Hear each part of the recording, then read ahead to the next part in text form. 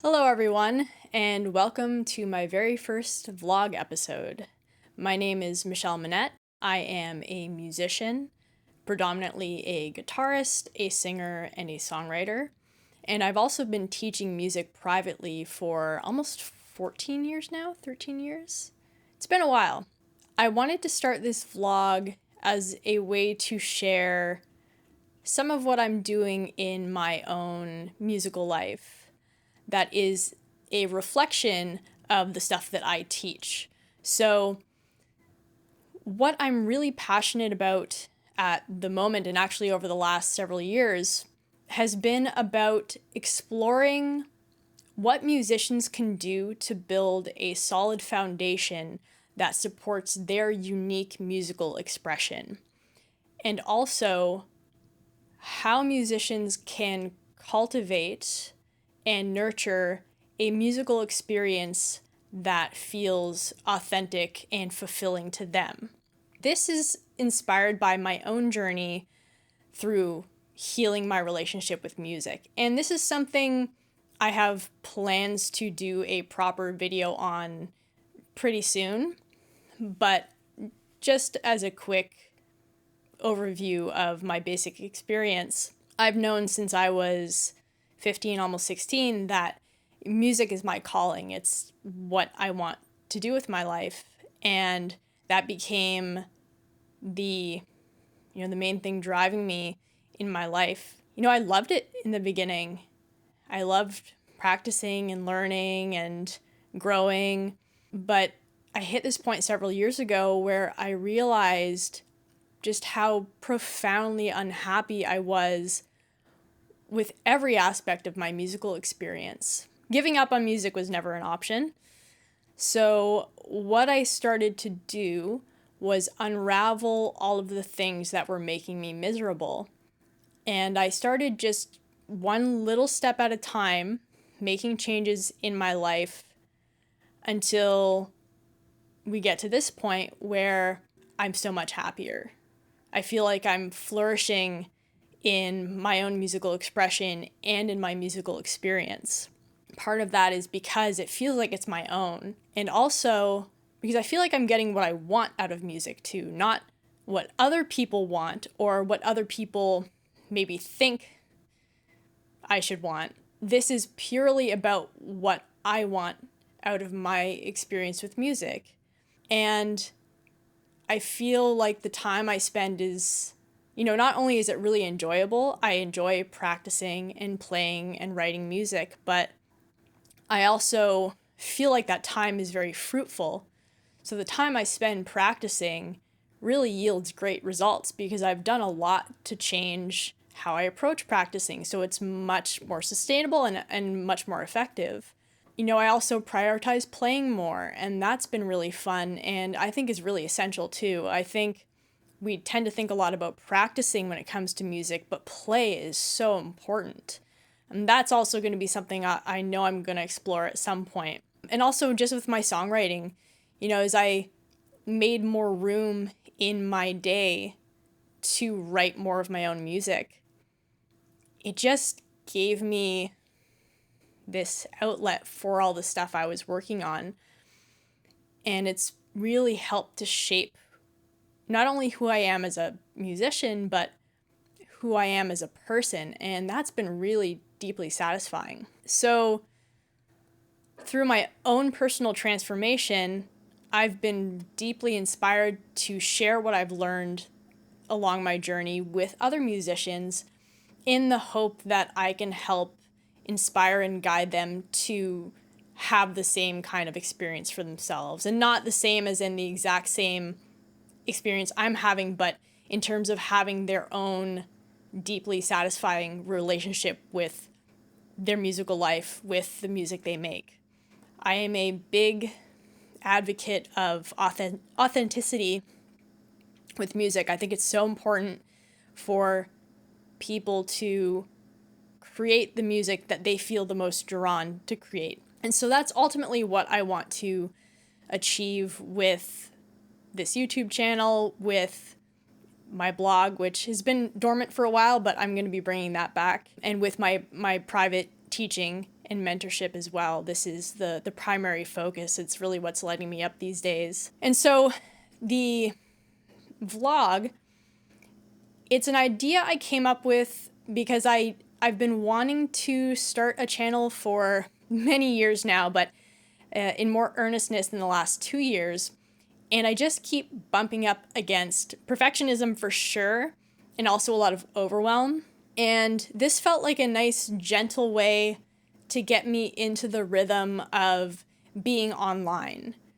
I tend to keep to myself, which has been helpful because it's given me the space to really think about the kinds of things that I talk about and to experiment and to come up with some clear ideas and concepts and practices that I can now share with people. But I do have to start sharing it with people. You know, there's nowhere else for it to go. There's only so much I can do with this information.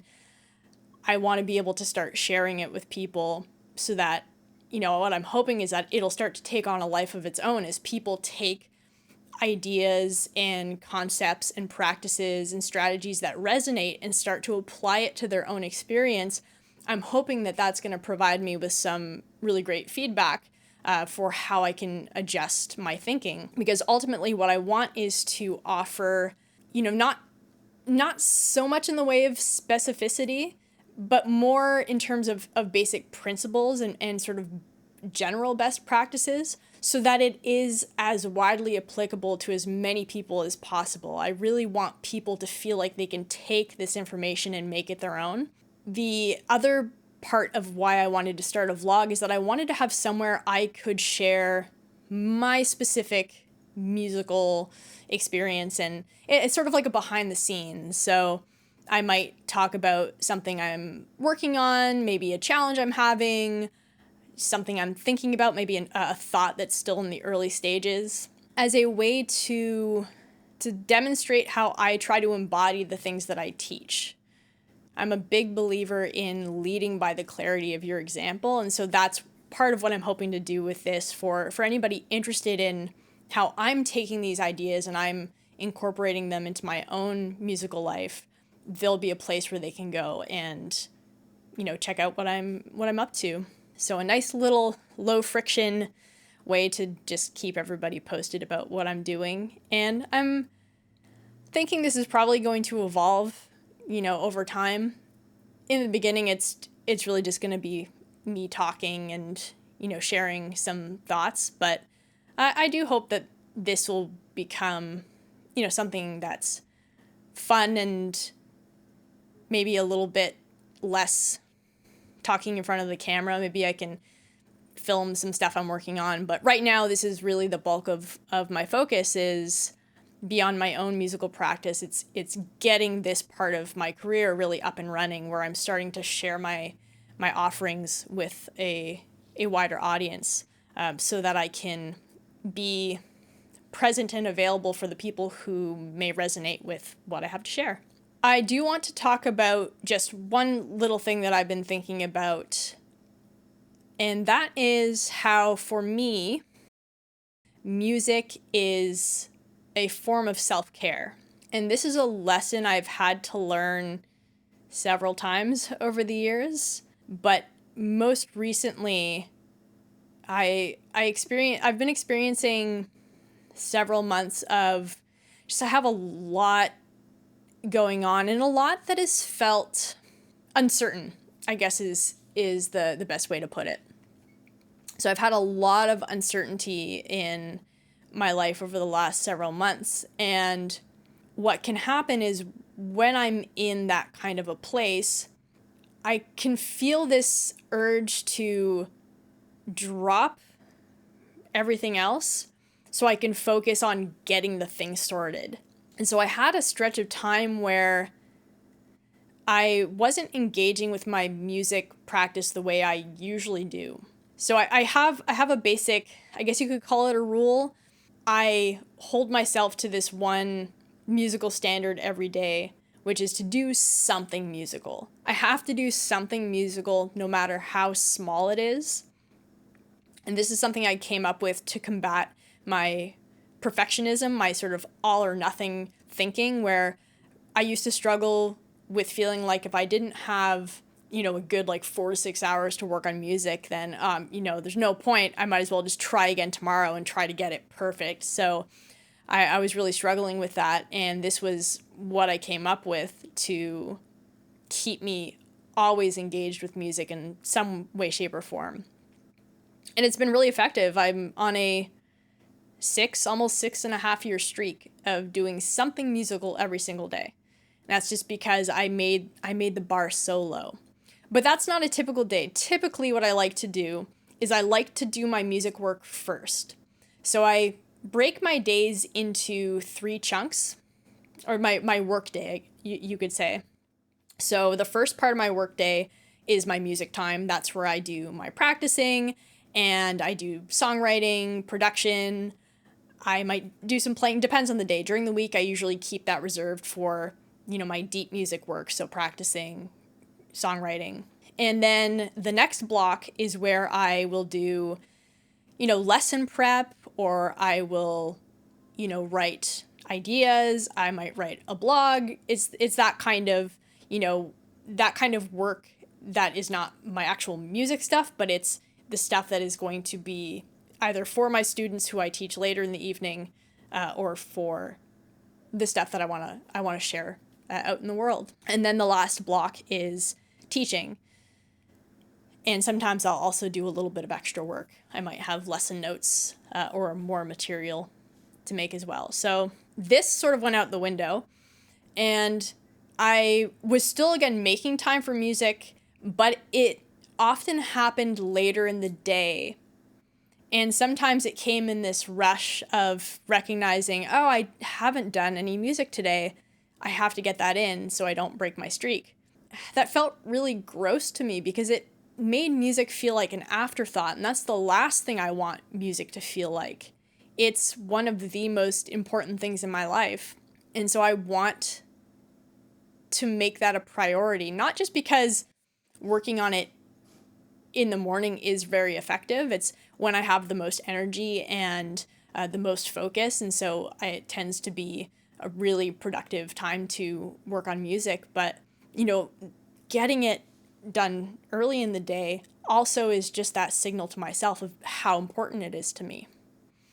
So having it feel like this afterthought at the end of the day, it did not feel great. And what I started to notice is that there was a significant drop in my overall mood. And this is something I've experienced before. And again, it's something I've had to learn a few times. But it was really clear this time around because I really needed my mental and emotional faculties to be able to deal with some of the stuff I've had going on. And it wasn't there. So, all this space I thought I was giving myself to, take care of the stuff so that I could get back to the music, it backfired because I wasn't operating at my best. And there were some times where I started trying to get back in. It just kind of wasn't clicking. But about a month and a half ago, I sat down and I said, I've got to get back into it. I have to get back into a routine so I can feel like me again. And it's been going strong. I think I had one weekday that I missed. And again, my practice time got moved to the back of the day, but that was something that was kind of out of my control. So every other day I've done my music time, and it's always about just showing up.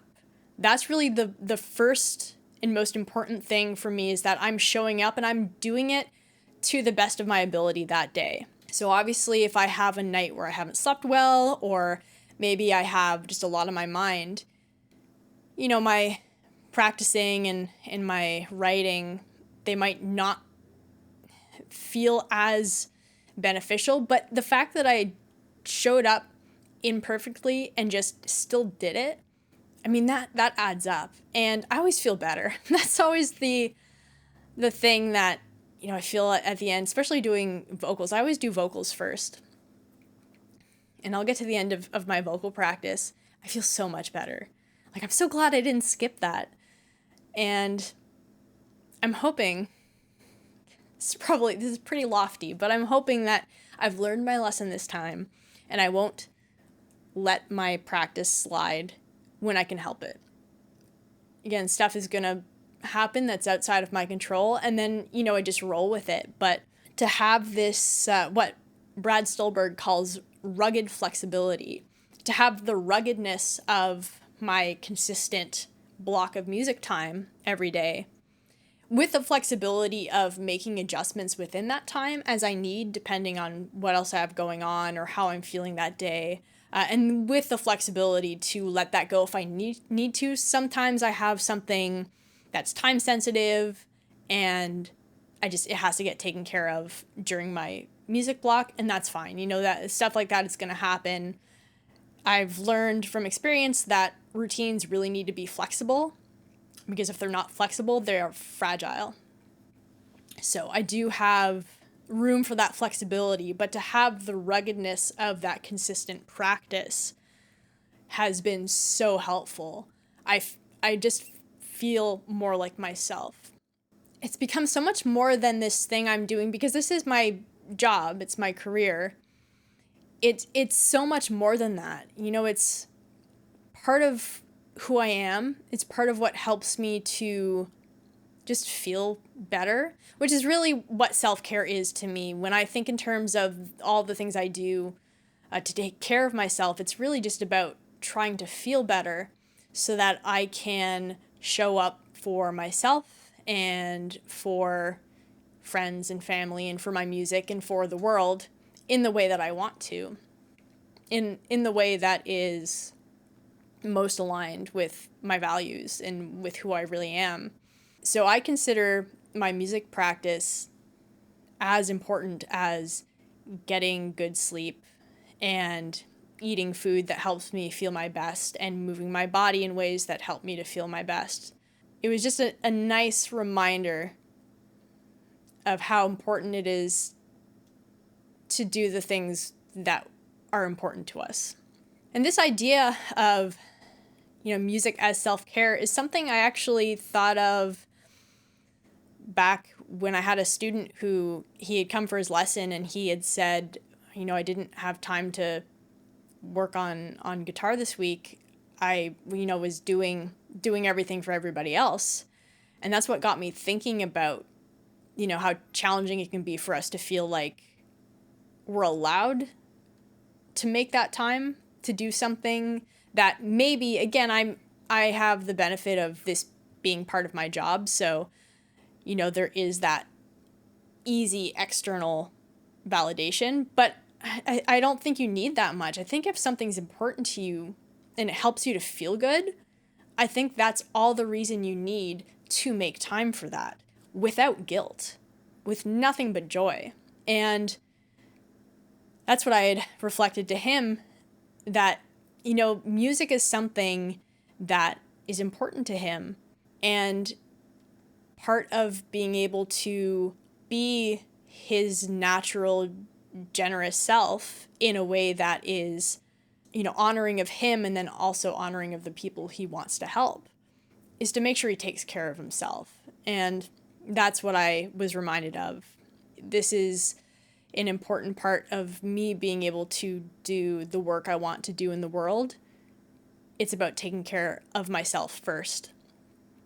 And then from that better feeling, more grounded place, I can better show up for the people that I want to help. So I hope this has maybe inspired you to think about your music time a little bit differently. If you are somebody who struggles to make that time or to justify making that time, and you're noticing that it is impacting your mood, take the time, even if it's just 15 minutes, just whatever time you can carve out for yourself and for your music or whatever your preferred creative endeavor or hobby is. You're going to notice the impact it has on every other part of your life. So thank you for checking out my very first vlog. This was fun. I was actually feeling really excited today, knowing that I had this on my schedule. I was like, this is going to be fun. It was fun. I love talking about music. So if you are interested in learning more about me, I will have a link to my website below. And if you are a guitarist, a singer, or a songwriter who is interested in having some lessons that are personalized and that are designed to help you build a foundation to support your unique musical expression, I'll have a link down to my lesson page.